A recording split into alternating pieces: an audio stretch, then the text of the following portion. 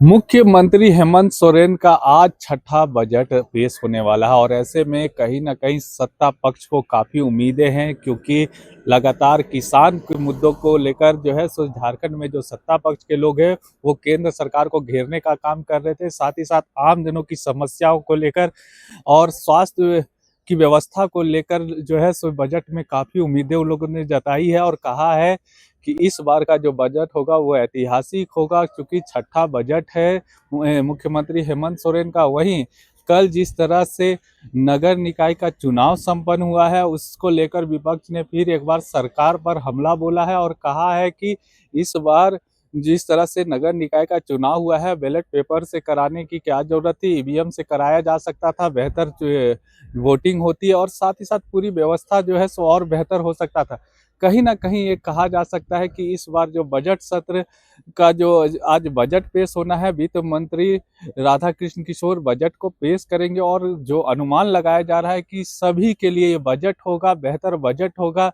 केंद्र सरकार का जो इस बार बजट आया था वो एक तरह से रिफॉर्म का बजट कहा जा रहा था लोगों के बीच में, लेकिन झारखंड सरकार का जो बजट होगा वो गरीब, किसान और आम लोगों का बजट होगा। और कहीं ना कहीं इस बजट को लेकर जो है सो कई तरह की जो कयास अभी लगाए जा रहे हैं और बजट कुछ ही क्षणों में पेश होगा और कहीं ना कहीं लोगों को काफी उम्मीद है। मौके पर क्या कुछ कहा गया, आइए आपको सुनाते हैं। सोशल सेक्टर में अधिक फोकस है। मुख्यमंत्री श्री हेमंत सोरेन जी का ये बजट, उनके दिशा निर्देशन में ये जो 26-27 का बजट बना है, ये झारखंड के उन चेहरों पर जिन्होंने आज तक खुशियां नहीं देखी है, उनके चेहरे पर मुस्कान लाने वाला ये बजट होगा। तो बजट का आकार क्या होगा? अब बस 1 घंटा इंतजार करिए। हमारा शोक मैं प्रकट करना चाहूँगी पूरे परिवार के लिए और काफ़ी दुखद घटना है, यही कह सकती हूँ। काफ़ी अनसर्टेन भी रहा। मैम, ये जो एयरक्राफ्ट कंपनी है ये सरकार की भी योजना के तहत काम करती है। मैम, ऐसी रिपोर्ट्स हैं कि जो फ्लाइट्स की कंडीशन है, they are almost 20 to 25 years old. अब इतनी पुरानी प्लेन्स अगर दी जाएंगी तो नहीं, पहली बात तो है कि इन चीज़ों में क्या कारण रहा प्लेन क्रैश का, वो भी काफ़ी क्लियर होके आया नहीं है।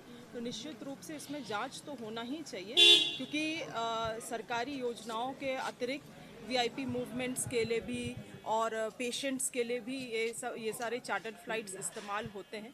तो निश्चित रूप से जांच होनी चाहिए और अगर कुछ रेक्टिफिकेशन की आवश्यकता है तो उन चीज़ों को करने की भी ज़रूरत है। देखिए, इस बजट से ग्रामीण क्षेत्र के महिलाएं, बच्चे, सभी लोग अपेक्षाएं रख सकते हैं। मुझे लगता है कि ये बजट काफ़ी बहुत ही चिंता करके, बहुत ही चीज़ों को राय मशवरा करके बजट का ड्राफ्टिंग किया गया है।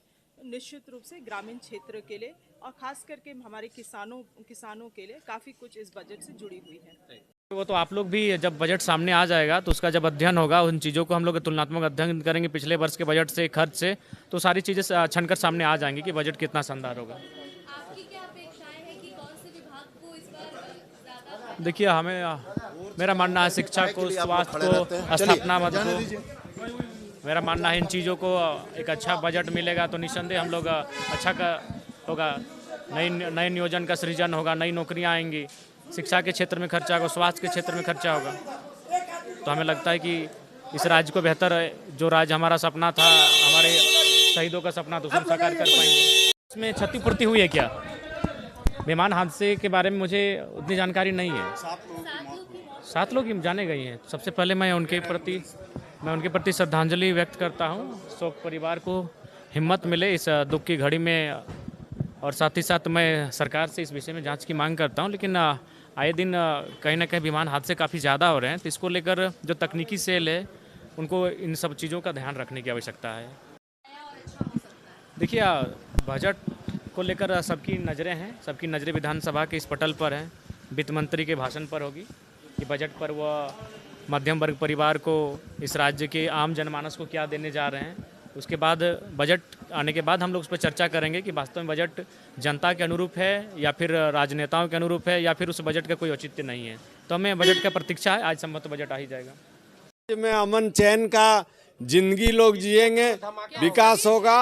और इस बार जो बजट आएगा जी, इस बार जो बजट आएगा जी, इस बजट पेश होने के बाद केंद्र का रोना तो नहीं। देखिए, यह बजट से जो है ना, यहाँ से लेकर के केंद्र सरकार तक थरथराने वाला बजट है।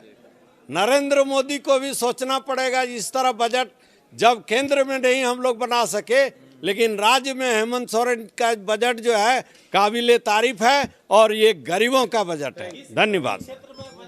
ये सब क्षेत्र में, पूरे स्टेट में जो है आज का जो बजट है, आप जानते हैं पूरे झारखंड के लिए धमाकेदार बजट है। जनता का हित में है, राज्य के हित में है, गरीबों का हित में है। यह बजट जो है इंडिया गठबंधन का, गरीबों का सरकार का बजट है। माननीय मुख्यमंत्री हेमंत सोरेन का बजट है। यह बजट से गरीबों का कल्याण होगा, राज्य का कल्याण होगा, राज्य का विकास होगा। और बताइए, धमाकेदार होगा।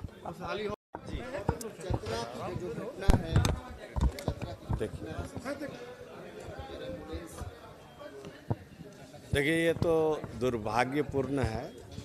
मौसम खराब रहने के कारण इस तरह घटना घटा है, यह दुर्भाग्यपूर्ण है। उनको, परिवार को भगवान जो है ईश्वर अति दे शांति के लिए। जी, और बोला जाए, कैसा बजट? मौसम के कारण भी हो सकता है, जिसमें जो एयर एम्बुलेंस दुर्घटना घट हो, काफ़ी चिंता का दुखद विषय है। हम लोग भगवान से आराधना करते हैं कि उन परिवार को इस दुख के घड़ी में शक्ति सहने का शक्ति दे उनको। आज का बजट भी आना है, क्या उम्मीद करे राज्य की जनता सरकार के बजट से? हर चेहरों में खुशहाली लाने का प्रयास, चाहे वो बेरोजगार हो, कृषक हो, मजदूर हो, पेयजल की व्यवस्था हो, शिक्षा की व्यवस्था हो, स्वास्थ्य की व्यवस्था हो, सभी विषयों पर चेहरों पर मुस्कान लाने वाली बजट है, जो अभी कुछ ही देर में पेश होगा। आप लोग देखें कि राज्य हित के लिए, राज्य की 3.25 करोड़ जनता के लिए ये अबुआ सरकार बेहतर से बेहतर बजट लेके आई है। 25-26 का भी बजट हमने देख चुका है, कुछ कहीं हो नहीं रहा है धरती पर काम। तो क्या लग रहा है झारखंड के विकास के लिए कोई इस बार नया छपरा में जो एयर एक्सीडेंट हुआ है सर, छपरा में दुखद घटना है। मैं कहूँगा कि उसकी निश्चित रूप से जांच होनी चाहिए। जांच करता कि जो हुआ इतनी दुखद, आप देख सकते हो कि भाई 7 लोग एक साथ जा रहे हैं और इस पेशेंट को लेकर के लोग जा रहे थे, उसके परिवार के लिए डॉक्टर भी थे, नर्स भी थे। आप समझ सकते हो, दुखद। बजट से है उम्मीद सर? बजट 25-26 की बजट को मैंने देखा कि 1,45,000 और पूरे साल भर गांव में हम सब लोगों को जो परेशान होती है, लोग सड़क की मांग करते हैं, लोग पुल की मांग करते हैं, लोग पेयजल की सुविधा की मांग करते हैं, अस्पतालों में डॉक्टरों की लोग मांग करते हैं, स्कूलों में शिक्षक की लोग मांग करते हैं, सभी जगह पर यह अभाव है। तो बजट तो पिछले साल की मैंने देखा और उसके बाद जो मुझे अनुभव, और अभी पेश होने दीजिए, इसके बाद निकलेंगे तो बता देंगे।